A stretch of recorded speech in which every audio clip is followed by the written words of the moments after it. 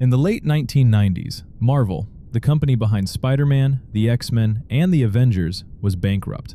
It owed hundreds of millions of dollars, its stock was nearly worthless, and to stay alive, it did something almost unthinkable.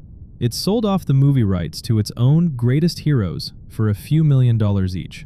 Spider-Man went to one studio, the X-Men went to another. Reportedly, Marvel offered nearly every character it owned to Sony for around $25 million, and Sony said no, it only wanted Spider-Man. A decade later, those same characters would become the highest-grossing franchise in the history of film, worth more than $20 billion at the box office. And the Walt Disney Company would pay $4 billion just to own what was left. This is the story of how a broke comic book company gave away its crown jewels and then conquered Hollywood anyway. Take a seat. This meeting has one item on the agenda. How Marvel went bankrupt, sold the rights to its own heroes, and still ended up owning the most powerful brand in entertainment. Most stories told in this room are about people who had everything and lost it. This one is the opposite. It is about a company that hit the floor, gave away its most valuable possessions just to keep the lights on, and then, with almost nothing left, made one audacious bet that changed cinema forever. There are villains in this story, corporate raiders who treated a beloved company like a carcass to be picked clean. But there are also a handful of stubborn men who refused to let it die. Watch closely, because the lesson here is about what a company does when it has already lost almost everything.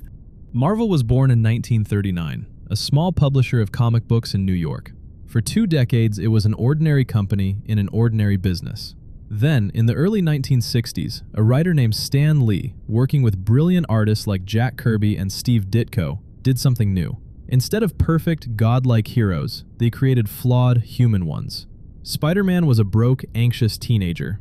The Fantastic Four argued like a real family. The X-Men were outsiders the world feared and hated. In just a few years, this small team conjured up Spider-Man, the X-Men, the Fantastic Four, the Hulk, Iron Man, Thor, and the Avengers. An entire universe of characters that would still be making billions 60 years later. The comics sold by the millions, and Marvel became the most beloved name in the industry. But owning great characters and running a great business are two very different things. In 1989, a billionaire financier named Ronald Perelman bought Marvel for around $82 million. He saw it as a brand to be squeezed. He took the company public, loaded it with debt, and went on a buying spree, snapping up trading card companies, sticker companies, and a comic distributor, all financed by borrowing against Marvel's name. For a few years, riding a frenzy of comic book speculation, it looked like genius. The stock soared, and then the bubble burst. In the mid-1990s, the comic book boom collapsed. Speculators, who had bought stacks of comics expecting them to make them rich, realized the comics were worthless, and they stopped buying. Sales across the entire industry cratered. Marvel, buried under the debt Perelman had piled on, began bleeding money. In 1996, the unthinkable happened. Marvel Entertainment, the home of Spider-Man and the X-Men, filed for bankruptcy. What followed was an ugly, years-long war for control. On one side stood Ronald Perelman. On the other, the corporate raider Carl Icahn, who had bought up Marvel's cheap debt and wanted the company for himself. The two billionaires fought through the courts while Marvel itself rotted. But there was a third party at the table, a toy company called Toy Biz, which made and sold Marvel action figures and was run by 2 men, a toy executive named Isaac Perlmutter and a passionate inventor named Avi Arad. They understood something the financiers did not. Marvel's real treasure was not its publishing business, or its debt, or its stock. It was the characters. And when the legal dust finally settled in 1998, it was Perlmutter and Arad, the toy men, who walked away in control of Marvel. They had a company that was alive, but barely, and almost no cash. So to raise money, they made a decision that would haunt fans for years. Pause here, because this is the hinge of the entire story. Marvel was broke. It needed cash immediately, and the only thing of value it still owned was the right to put its heroes on a movie screen. So it sold those rights away. Spider-Man to one studio, the X-Men and the Fantastic Four to another, the Hulk to a third, for sums that, in hindsight, look almost criminal. Fans called it a tragedy. Marvel had handed its own children to strangers. But look closer. Those deals did two things. They brought in desperately needed money, and they proved, when the films became hits, that the whole world wanted to watch Marvel characters on the big screen. The mistake was not in selling.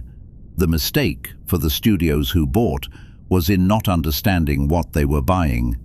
Because Marvel was about to ask a far more dangerous question. What if, instead of selling its heroes to Hollywood, it became Hollywood itself? The early films proved the appetite was real. In the year 2000, The X-Men, made by one studio, was a hit. 2 years later, Spider-Man, made by another, became one of the biggest movies of its time. But here was the agony for Marvel.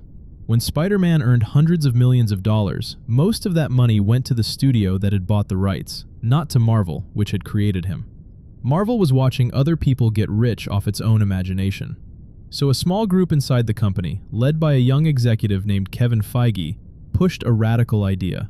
Stop licensing the characters, make the movies yourselves, and keep the rewards. There was just one problem. Making films costs a fortune, and Marvel had no fortune. So in 2005, the company made the boldest bet in its history. It borrowed $525 million from Wall Street to finance its own films. And as collateral, it put up the only thing it had left, the movie rights to the characters it had not already sold: Captain America, Thor, Black Panther, Doctor Strange, and a second-tier hero most of the public had never heard of, named Iron Man. If the films flopped, the bank could seize Marvel's remaining heroes, and the company would be finished for good. Everything was riding on it. In 2008, Marvel released its first self-made film. Not Spider-Man, which it no longer controlled. Not the X-Men. It bet everything on Iron Man, a character so minor that the studio gambled on a once-troubled actor, Robert Downey Jr., to play him. It should not have worked. It became a phenomenon. Iron Man earned more than $500 million, and more importantly, ended with a single teasing scene that promised something no studio had ever attempted: a shared universe, where all of Marvel's heroes lived in the same world and would one day come together. That promise became the Marvel Cinematic Universe. Film after film, hero after hero, all building toward 2012's The Avengers, which made over $1.5 billion from a single movie. Marvel had not just survived, it had invented the most successful franchise the film industry had ever seen, eventually earning more than $20 billion at the global box office. And the world's most powerful entertainment company noticed. In 2009, the Walt Disney Company bought Marvel for $4 billion. The same company that, barely a decade earlier, had been bankrupt and selling off its heroes for scraps, was now one of the crown jewels of Disney. The comic company that gave away its children had grown up, gone home, and bought the neighborhood. Minutes recorded.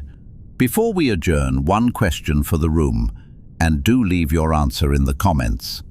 Marvel was saved not by holding on to everything, but by knowing the difference between what it could afford to sell and what it must never let go of. It gave away Spider-Man and the X-Men to keep the lights on, but it kept enough heroes and enough nerve to bet the entire company on making its own films when failure would have meant the end. So tell me, if you were down to your last few assets and a bank's loan, would you have the courage to gamble all of it on a minor character almost no one believed in? Or would you have played it safe, licensed everything away, and watched someone else build the empire that should have been yours? Think on it. Next meeting, a very different kind of story. The company that once made more than half the mobile phones on Earth, so dominant its name was the sound a phone made when it rang, and how it was sold for scrap in barely a decade. Nokia. Subscribe. Attendance is taken.